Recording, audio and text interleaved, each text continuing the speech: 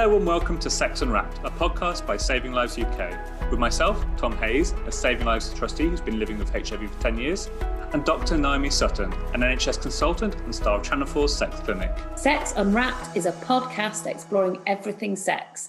Together with our guests, we'll be exploring sex, sexuality, sexual health, and sexual pleasure. Basically, everything to do with sex. So slip into something more comfortable and let's go. Completely honoured to have Lala, who is an Instagram sensation. So it's a qualified social worker and dating and relationship educator who was working as that for over 15 years, but then left that role to concentrate on your Instagram work, I suppose. And you now have 140,000 followers. And I must say, you are literally an inspiration. I know to so many women. You chat about real, honest issues around sex, dating, consent, things like that. If people haven't heard of you, please go and follow her. It's amazing. For me, I read your posts and I describe them as aha moments. So you're like, oh, and I think it makes you feel that as a woman, you're not alone in these kind of grey subject matters. And I haven't seen the kind of content that you discussed as openly and honestly as on your site. So thank you very much for being with us. Oh, that really means a lot. Thank you. Especially coming from you. I've got so much respect for you. We've obviously recorded a podcast together before on my podcast. And for you to say that, I just feel completely validated. And that's just lovely. Thank you. I know you're an oracle.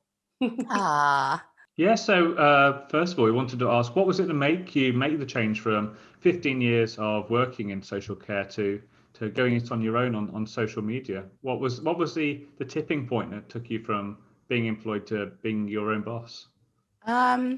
It's all been a bit kind of haphazard, the journey, I suppose. It wasn't ever really a plan. It was actually more of a personal epiphany that led me to doing all this, because I was obviously a social worker for a long time, which involved me working a lot with domestic violence, really messy relationships, lots of exploitation, sexual abuse, all of that kind of stuff.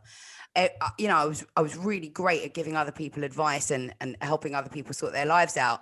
But then I would come home and I would choose men who were the exact same as the people that I would warn other women against.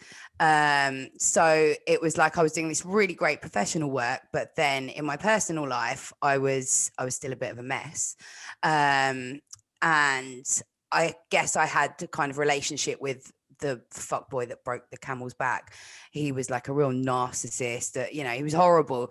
And then I just had this kind of epiphany of like, oh yeah, like I'm also a person too who also requires, a bit of intervention. The same stuff that I'm giving to other people, I need to give to myself. And then it was just like all these light bulb moments kind of went off in my head that like, I need to do things differently and I need to think differently.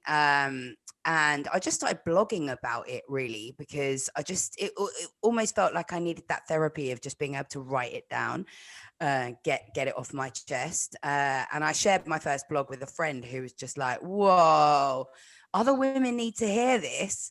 So I just started putting it out on WordPress, but obviously I had no intention of it becoming anything. I was still a social worker, so it all had to go out anonymously, and it just grew from word of mouth, really. I've never done any adverts or anything. And so it was that knowing that actually loads of women relate to this, loads of people who date men generally relate to this. And and it just grew, and it got to the point in 2018 where I was like, I can't do both of these things, because Lalalaletmeexplain is becoming a full-time job, and I had to make the choice. So I thought, this is more fun, I guess, than traditional social work. But I still feel like a social worker. I still feel like I'm doing the role of a social worker. I think you are. And I mean, what strikes me just listening to you talk as well is your ability to be vulnerable. And I think that's such an amazing quality, that you can express it through your own problems. Because I think, what I kind of want to talk about, what we both want to talk about, is the social media issues, I suppose, with, I guess, so consent issues and people presenting a very false side of themselves and what's real and what's false and all the rest of it. But you're always so real, which is just, it's really refreshing. Yeah, it's difficult because it does open you up to a lot of people. If somebody wants to criticize you or troll you when you've put personal information out there, they can use that against you. And it's as much as we say, oh, you can't hurt me, I'm not ashamed, you can't slut shame me if I'm not ashamed, there is always still that little thing inside that goes, oh, maybe I am a slag, or so there's always that little devil on your shoulder. So actually that vulnerability, whilst it works to help other people really relate to what I'm saying, it also does create a bit of a this is a bit scary. Yeah. But I think the benefits outweigh the risks, really. What I love about your posts, and just hearing you speak then, was your vulnerability, so your ability to be vulnerable. But I guess sometimes that must be quite difficult. It is difficult because the vulnerability is really important, because I think it helps people to relate. I think sometimes, if I was just putting this out there from a professional perspective, less people are going to feel like, okay, I feel seen and heard. I think there is that element of me being able to go, yes, I understand the academic theory behind all of this, but also I've worn the t-shirt. But it does make you vulnerable to trolls and people who want to be critical. And, when you put personal information out there, it does give them that little thing to hang on to. It gives them, the trolls, that thing to be able to say, oh, you're just bitter because you can't get a man, or you're a slag or whatever. And it can get to you. You can internalize that and start to feel like, oh, maybe I am, maybe I shouldn't be putting this out there. But you just have to stand strong against that, because I think the benefits of being vulnerable and opening up they far outweigh the risks. I think that's something we've also seen with people sharing their HIV status online. It wasn't long ago that there weren't many people living openly with HIV on Twitter, on Instagram, Facebook. But have they started doing it, have they started living more openly and honestly about their HIV status? Obviously, you raise awareness of the issue, which helps destigmatize and have the conversation, but it also opens you up to attacks in your DMs on places like Tinder, Grindr. Yeah. So it's a trade-off, isn't it, between wanting to help and to be open and to educate, but also protecting yourself, protecting your personal bubble against that kind of, because 10 years today for me being diagnosed, but it does weigh you down, doesn't it? And it can lead to kind of what we call activist burnout, where people who, like yourselves, you must get all the time burning out from just working so hard, but also getting that negative feedback. Yeah, and it's interesting, isn't it? Because even though so clearly in your head everything about HIV and that there really should be no stigma, it's much the same with me. All of these things, I know that there should be no stigma. I know that anybody who is stigmatizing or trolling is just an absolute, are we allowed to swear on here? Or should I just say bellend or whatever? Bellend works. Bellend. But there is this tiny little thing inside you that has that doubt that makes you go, 100 people can say to me, you're brilliant, this is fantastic. And then that one person can come along and make you go, can kind of just shake even things that really firmly, clearly are not true. It kind of has an impact. It's very hard to kind of storm through that. But isn't that fascinating that you can have 100,000 people who love you, and then that one person can still niggle into your brain? And I think as humans, we're all very susceptible to that. And I think it's a very difficult issue, I think, to deal with. And also, I think that makes us very protective in our own relationships. Yeah, it's human nature, isn't it? It's I don't know why we're built like this. It's much harder, and perhaps it is a result of how we were raised. I wonder if people who have incredibly secure attachments, who were raised to really love themselves and feel completely worthy as they walk through the world, I wonder if their interpretation of those things would be different to someone like me who probably has quite insecure attachments and, had a childhood where I, wasn't always sure. Not with my mum was very solid, but, had a difficult relationship with my dad, who was a very critical person, who's got lots of narcissistic tendencies. So I wonder if me, as somebody who was raised like that, is more vulnerable to believing the negative comments than somebody who had a really healthy, has a really healthy self-view. But that's something that I've got to constantly work on. Yeah. How do you think those self-views that we develop or that are made to we're made to develop as we grow up affect the decisions we make later in life when it comes to sex and relationships, especially? So, I mean, our childhoods have such a huge impact, and it's not necessarily always childhood. Sometimes we can have a really secure childhood, and then in our adolescent years or our early years, we can, our first experiences of dating and love and having crushes and things like that, that can be the thing that then damages us as we go into adulthood relationships. But certainly as a social worker, one of the biggest things that we used to think about was attachment theory, which is your attachment is basically how you learn to give and receive love as a child, and how securely or insecurely you become attached to your caregiver. And it's obviously something that we look at in social work to try to establish more and understand more about the parental-child relationship. But there's been lots of ongoing research about how that attachment style remains and how you then can carry that into your adult relationships. And so, as I was saying before, if you're very securely attached, your needs were always met in childhood, you had a parent that you knew was always going to come back, that was always going to love you unconditionally, no matter what, then you tend to be somebody who can go into adult relationships really willing to have that emotional bond, being able to trust, being keen to have that kind of mutual exchange of dependence. Whereas if you're somebody who has an anxious attachment, perhaps you had a caregiver who wasn't always around, who you weren't sure that they were going to meet your needs, or they met your needs conditionally, if they weren't too busy with work or if they weren't drinking or whatever, then you can go into adult life with much more almost codependent tendencies. So quite clingy, quite needy. If as a child you always had to, fight for your parents' attention, then perhaps you go into adult relationships being somebody who feels that they have to always have that attention. And if they don't, it feels, I need your validation. I need that.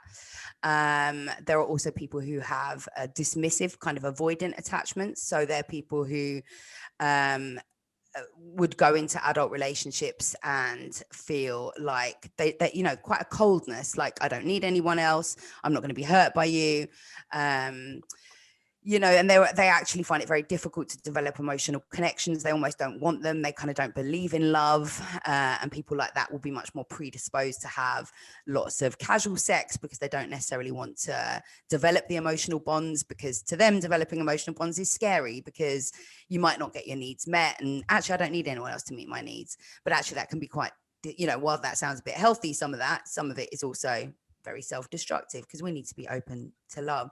So your childhood has a massive impact. And of course, if there was abuse, like serious abuse or trauma in your childhood, then that creates extremely insecure attachments.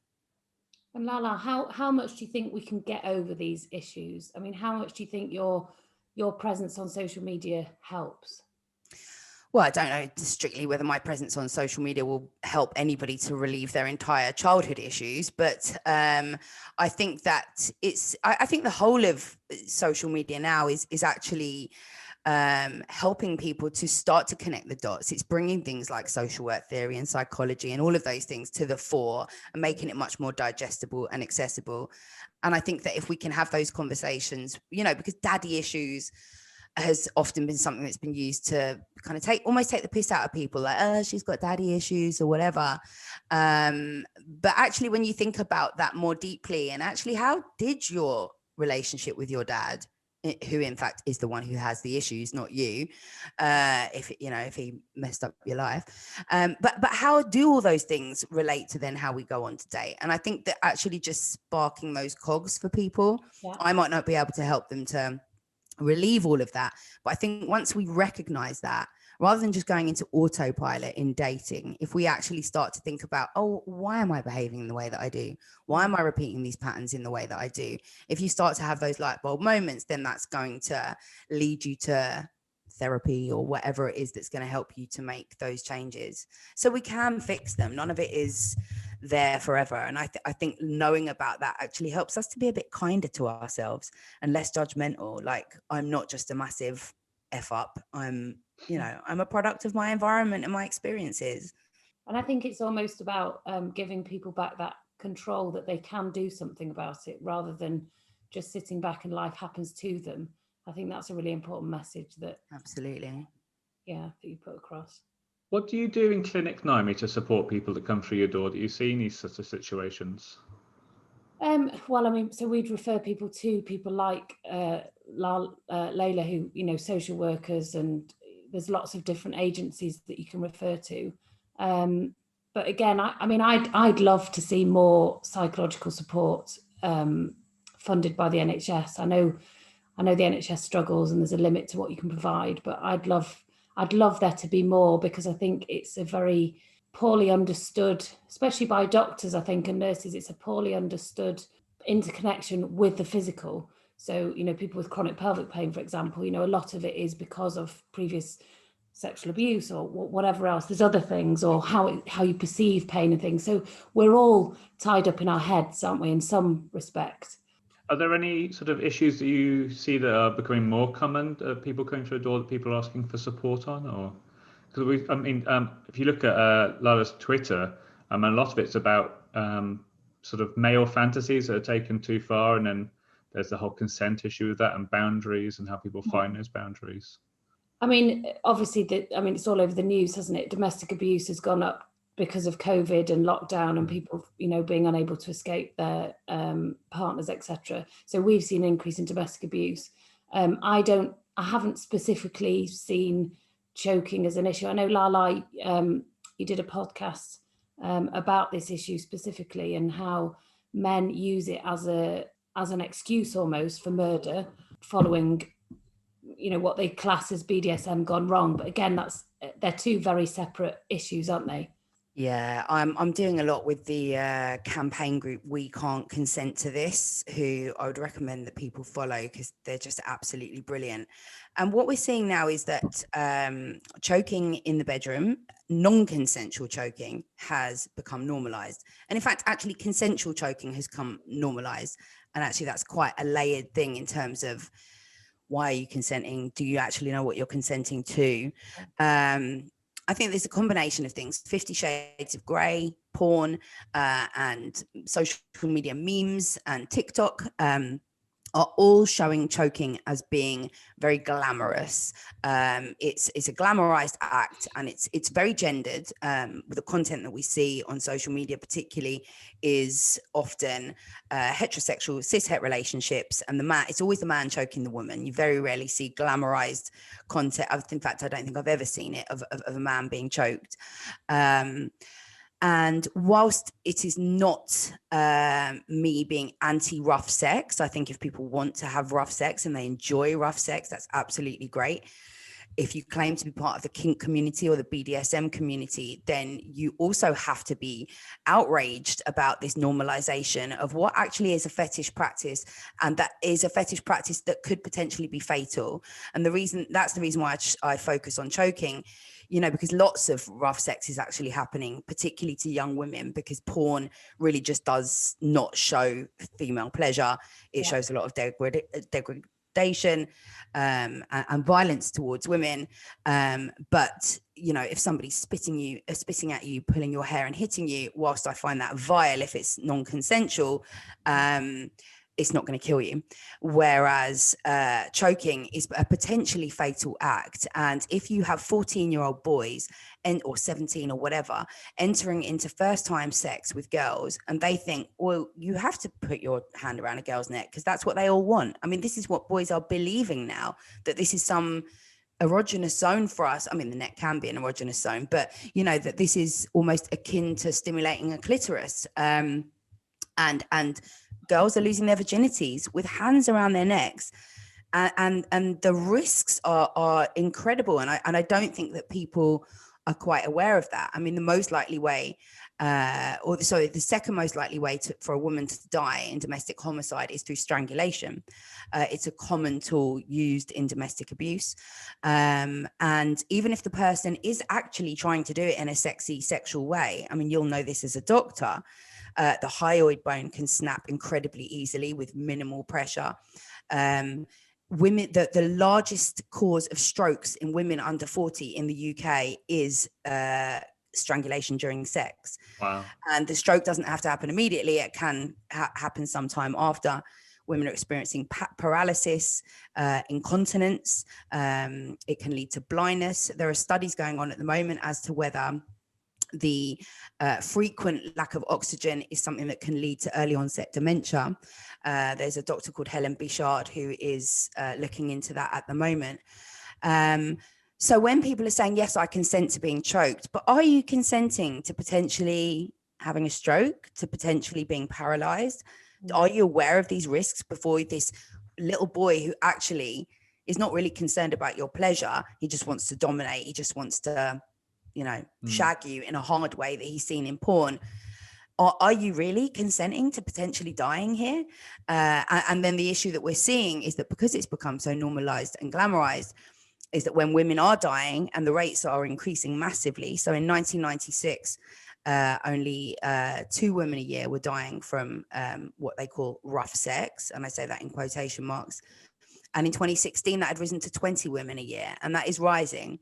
And between 96 and 2016, only 7 men were killed through sexual strangulation.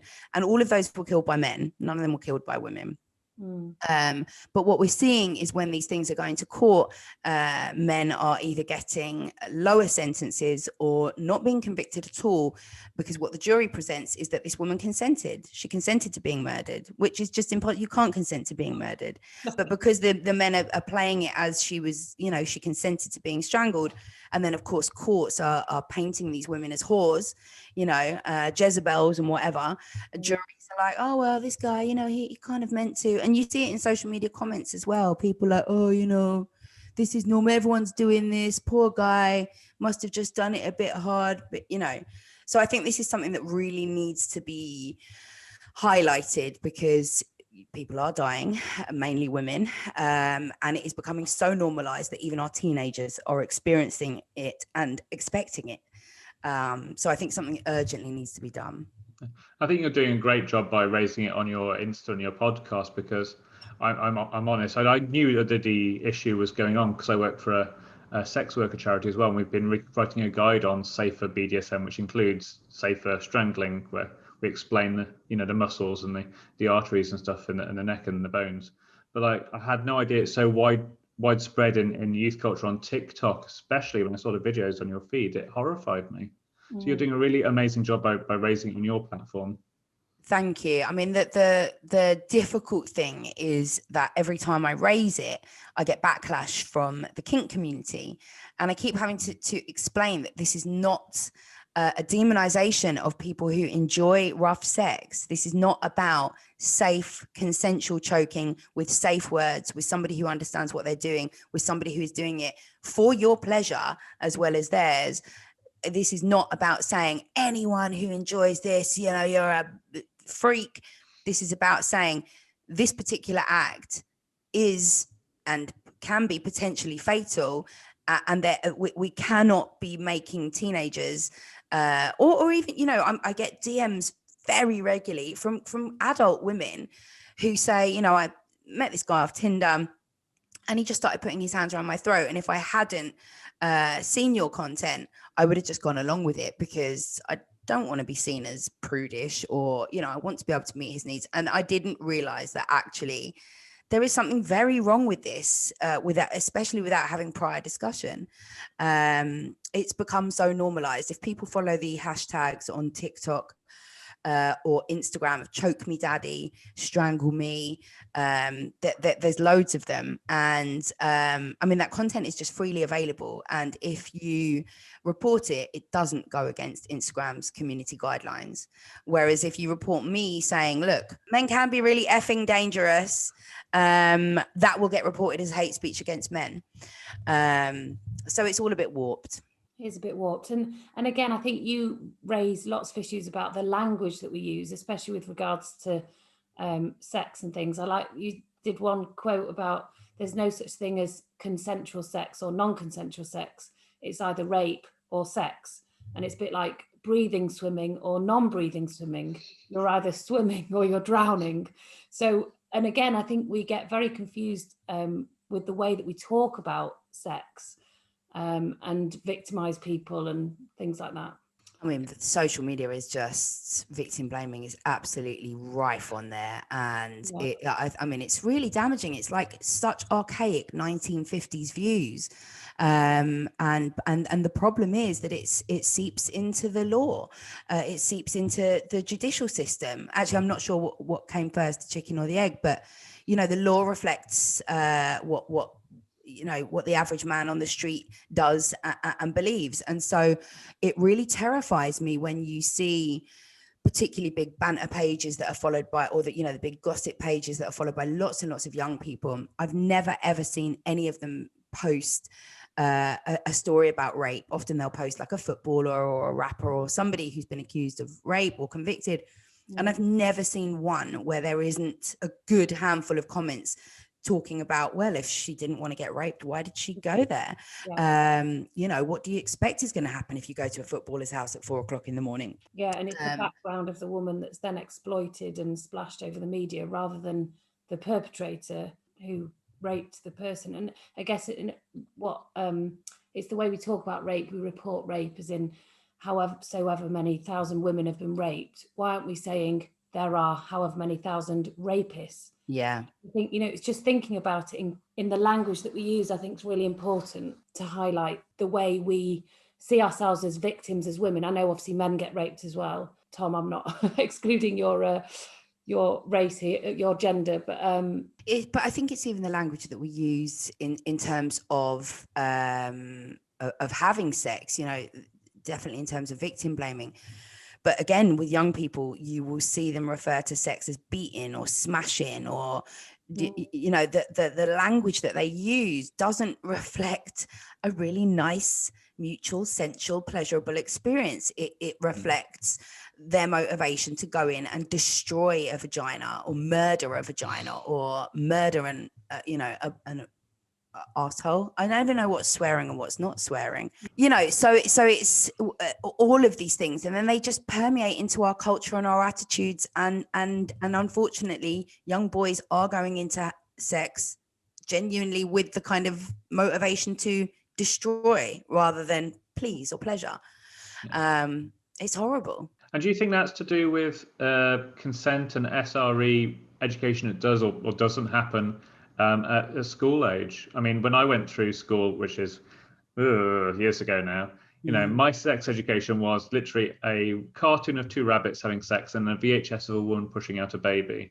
There was nothing about consent, nothing about condoms, sexual health, HIV. It was literally procreation. So I know things have started to improve in our schools, but do you think it's good enough? I actually don't know the current state of play now in 2021. But I was a sexual health educator, sexual health and relationships educator for the NHS in 2002 for 3 years. And we delivered sexual health education in secondary schools, youth settings, youth prisons, all sorts of places. We were based in sexual health clinics as well. And we used there was a kind of model of four modules that we used to teach them. And so the first one was all about self-esteem, how you feel about yourself, and the links to how you feel about yourself and how that's going to, make a difference in terms of who you choose to sleep with or whether you do choose to have sex and all of those kind of things. So we really started with that foundation of self-esteem and self-love. The second module was relationships. What does a healthy relationship look like? What is a toxic relationship? We used to show them images of things like, EastEnders or even The Simpsons, and just, get them to relate to what they were seeing in the media. Then it was contraception. Then it was sexually transmitted infections. So I felt like we were delivering a really robust, a really good program to children and young people. We also used to have this thing where at the beginning of the session, we would get them to write down privately a little letterbox question, and we would answer it. If it was there, we would answer it. And these kids were asking things like weird stuff, like what is the froggy position, but also, what is anal? What is masturbation? They would ask some really quite explicit questions, but we were no holds barred. We weren't embarrassed to tell them the answer to that. If you're asking, we're going to give you the real answer, because it's better than you asking that 25-year-old man who hangs outside your school. So I don't know what's happened since then. There's been a lot of stuff on social media recently about, how lacking sex education is. And I'm wondering if it's because it's a postcode lottery. I don't know how it works. I do know that SRE is written into the current curriculum, but I'm not sure whether it is mandatory. And I think schools are able to opt in or opt out. And so I think young people are getting differing versions of that, but I was really proud of the work that we did. I thought it really covered all bases. So I'm very sad to think that that's been let go of, or that that's not happening anymore. I think you're probably right. I think it is a bit of a postcode lottery and also who's delivering it, because I think in some schools it's just left to the biology teacher or who may not be as invested in teaching that kind of subject. But yeah. You've got faith schools and free schools, obviously, which are able to choose their entire curriculum. So you wonder how much SRE features on any of that, really, unfortunately. Well, it was interesting. In the borough that I worked in, the only school that had opted out was a Catholic school, but they also had the highest rates of teenage pregnancy in the borough. So, it made sense. If there's some young people listening, be it a boy or a girl, how would you describe consent to them in a minute or less? What should they know about consent, and how should they choose to consent or not when someone approaches them? I think before even thinking about consent, you have to know what your boundaries are, and you have to think about that. I think you have to get your sex education from somewhere. There's loads of resources online, and start to think about what your boundaries might be. Even if that is, if we're talking about sex, watch a bit of porn, if you're old enough.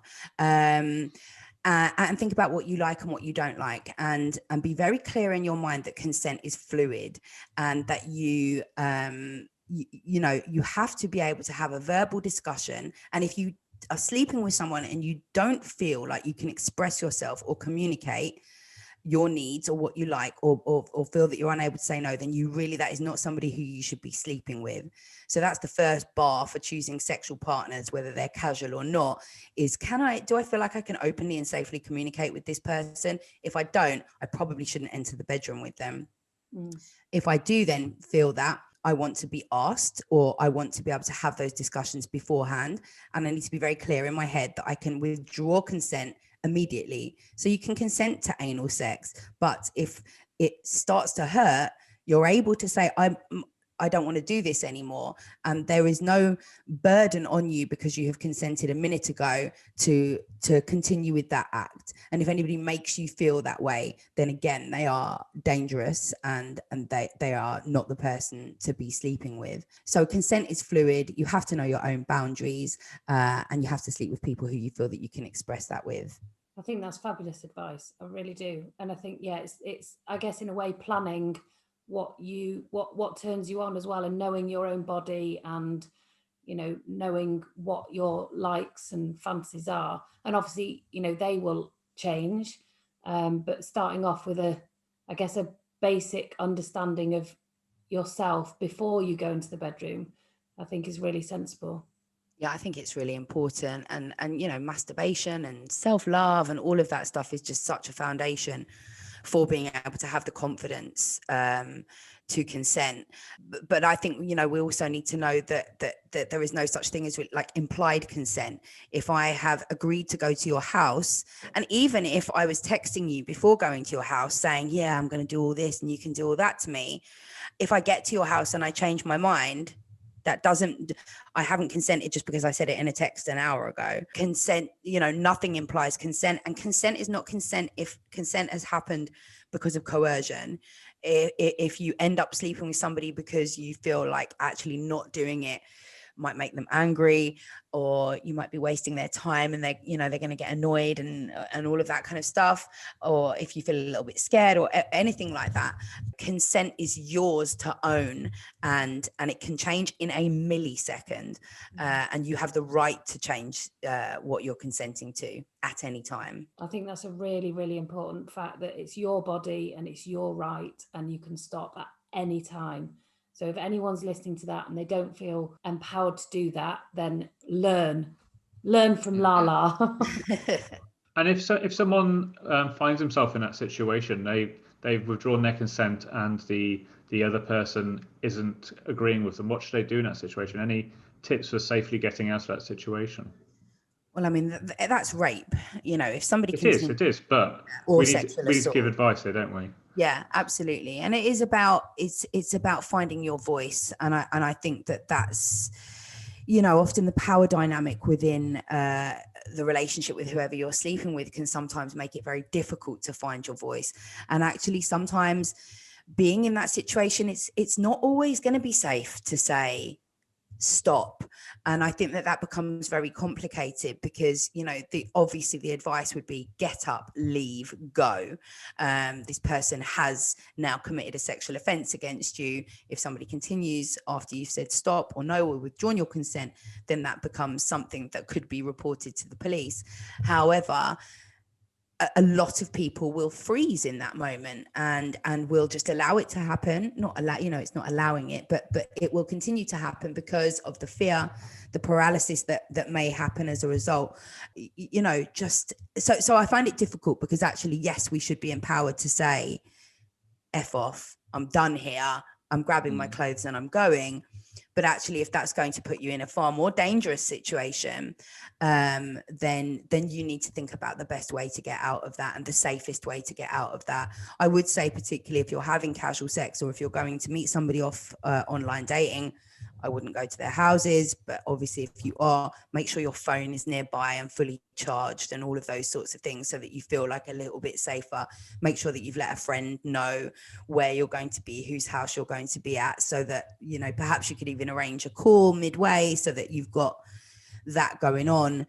But you just have to think about what's going to keep you the safest, really, unfortunately. Yeah. I mean, if I think back to when I was a 16, 17-year-old who was going out and having sex, the amount of risks and dangerous situations I put myself in makes me want to scream now.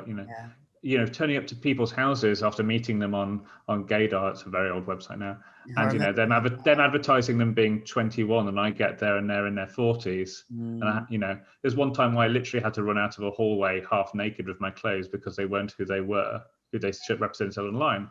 And that horrifies me now looking back on it.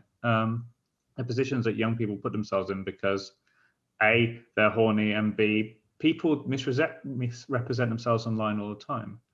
And it's just that, we need to be so much better at teaching young people and older people, what to look out for online, how to make sure what you're doing is safe, that the people that you're talking to are who they say they are.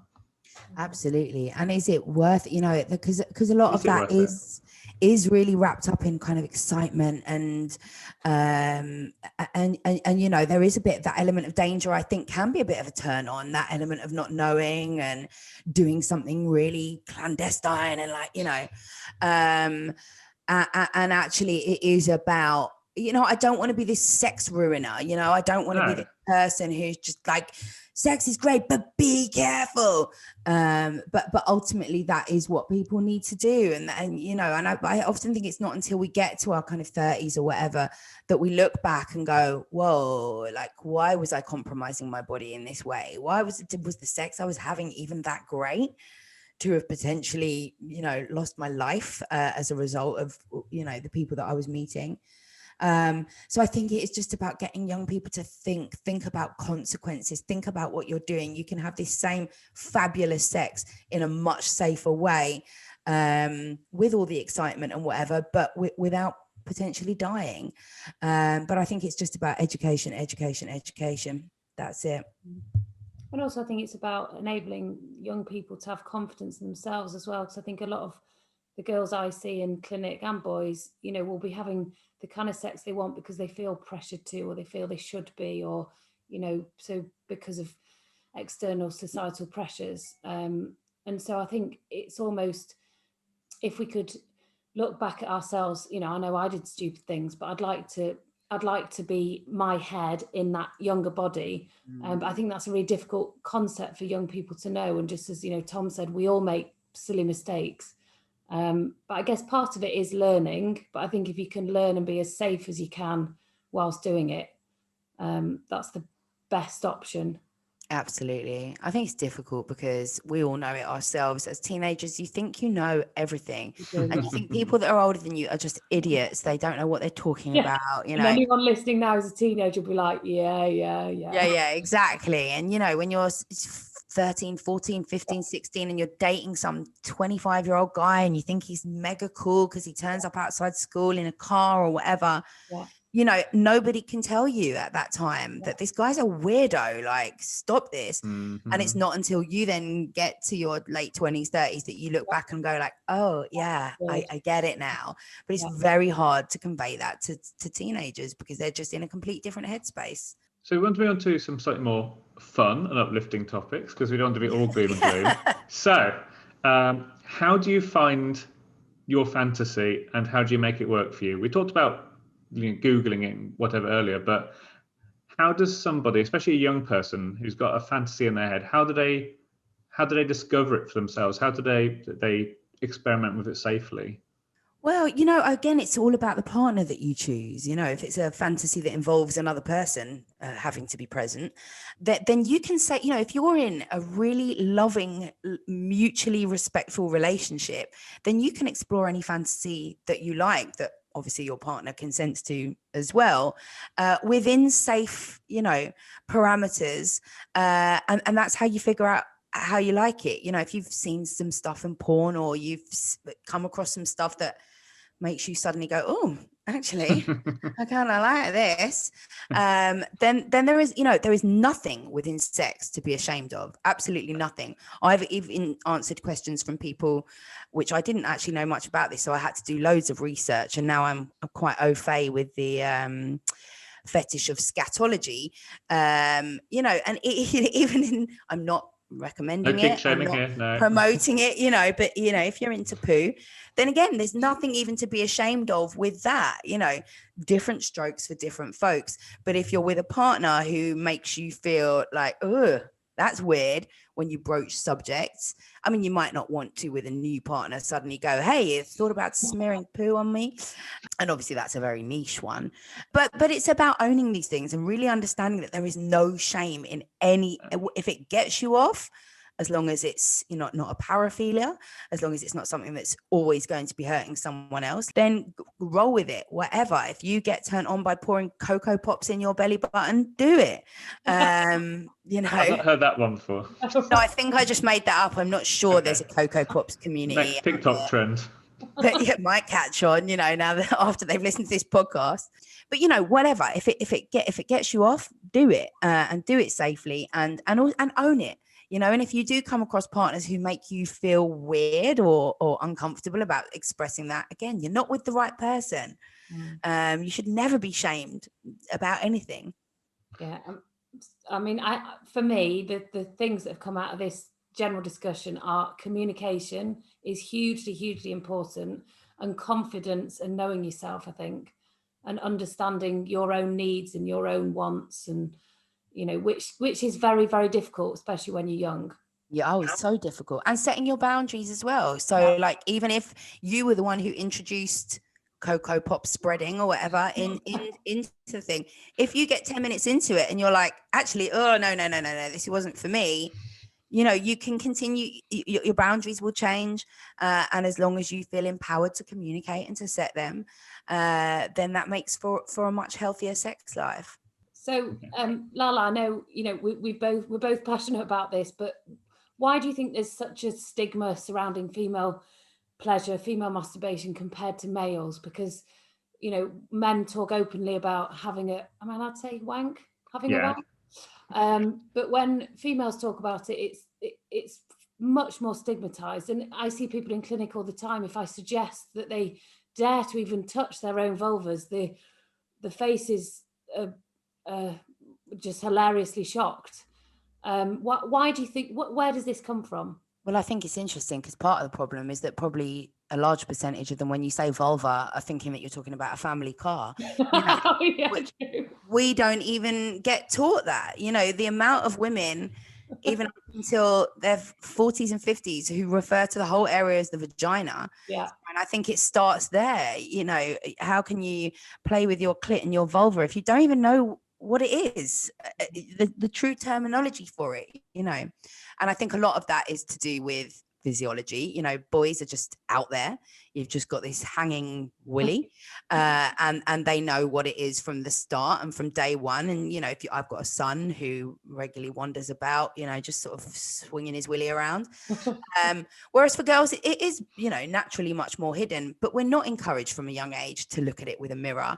I think it's most of us when we get into our kind of late teens that, you know, it wasn't until I watched Sex and the City where they had this scene where Charlotte was looking at herself with a mirror, and I was about 19 and I thought, oh, let me have a look. And it's like, whoa, you know, boyfriends had seen it. I'd never seen my own.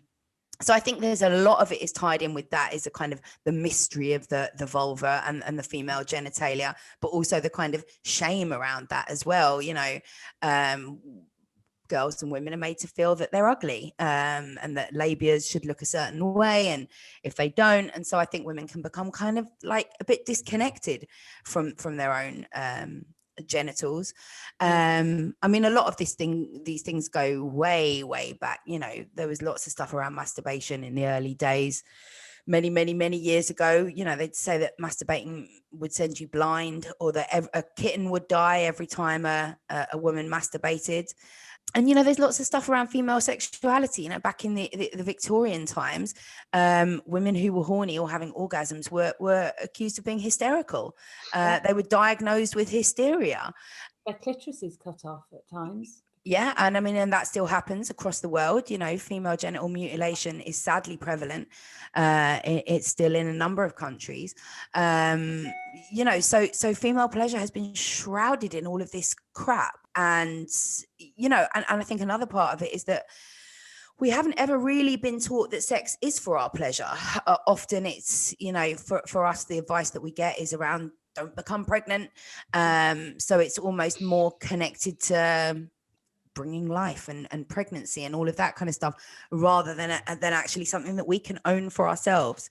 And so I think the stigma around masturbation is very much in line with the stigma around female sexuality, full stop. You know, the fact that men can sow their wild oats proudly and nobody judges them or stigmatizes them for it. In fact, you get the label of, oh, what a lad, you know, he's, you know, the shagger of the century. Whereas a woman who does the same thing is, you know, a harlot and a whore and a slag and a slut and all of those things. And so that lack of recognition that actually, yeah, women might want to have sex for pleasure just the same way that men do, is not really there in the forefront, or it hasn't been. I think it is much more now. And so if you're, you know, if it's in this little nugget in your head is that, well, sex is for them, it's not really for us. What are you doing? Why are you going to masturbate and try to give yourself pleasure? Because does that even exist? So I think it's steeped in many things that all come together to create a kind of horrible stigma.